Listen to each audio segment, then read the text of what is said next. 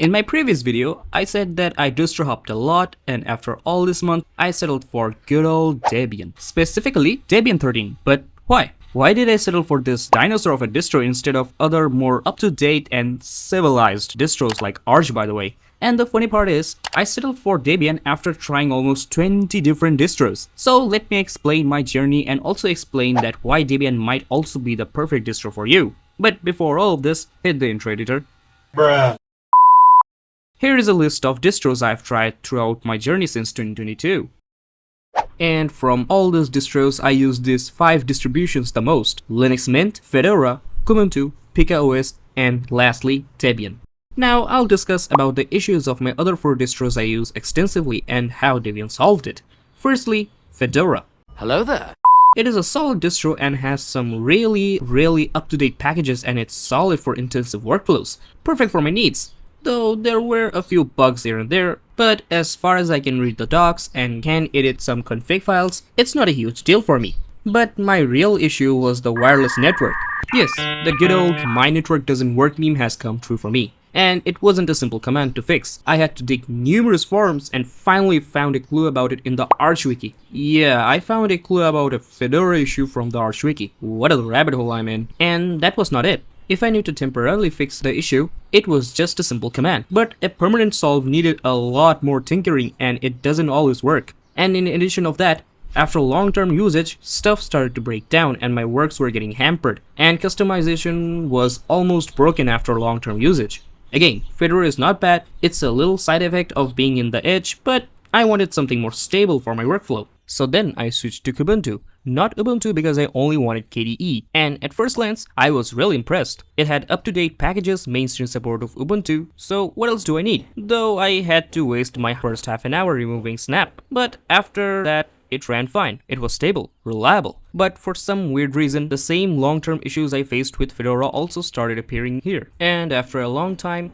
those bugs were getting more and more annoying. So after a long journey with Kubuntu, probably the longest with a specific distro, I pulled the trigger and found myself in a deep rabbit hole again. But after a long time searching for a new distro, I found PikaOS, which is also based on Debian with a slight twist. It's based on the Debian unstable branch with latest everything, which is even more up-to-date than Ubuntu. It's like Arch but based on Debian. It's mainly a gaming-focused distro with pre-configured game optimizations. At first, I was really shocked by the stability of this, and it was really, and I mean really fast. But that joy wasn't long-lasting this time.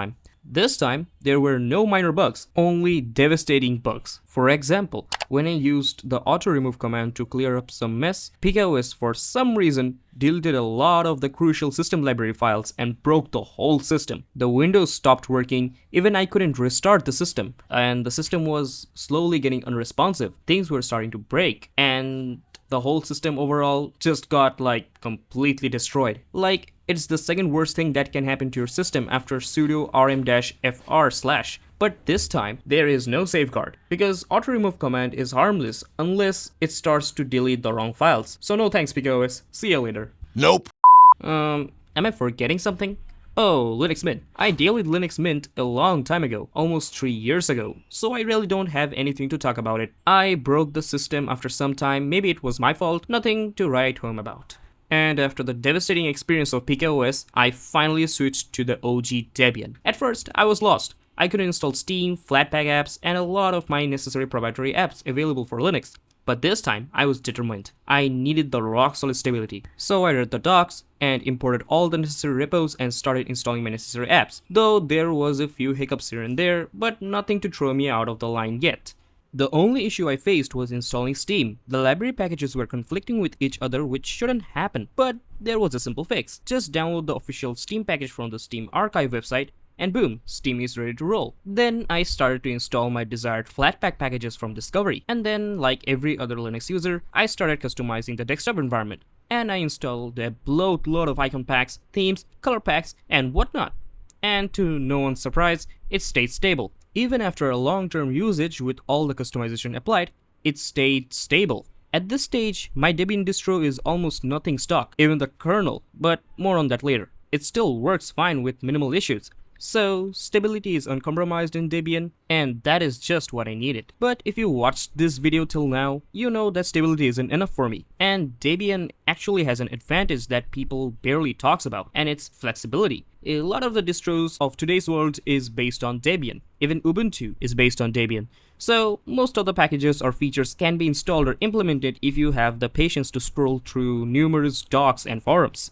There is one small issue though. The stock repo packages and the kernel is not the latest, but there is a solution. Backports. These are kind of beta packages for those who want to taste the latest packages without getting rid of their favorite distro. The drawback is it won't be as rock solid stable as before, at least in theory. But for me, it's been as stable as before I updated the packages, and you can get quite the latest packages. You can even get the almost latest Linux kernel 7.0.4 from the stable. Yes, stable backports, and it's being updated in a monthly cycle, so you'll not be left behind from your Fedora friends.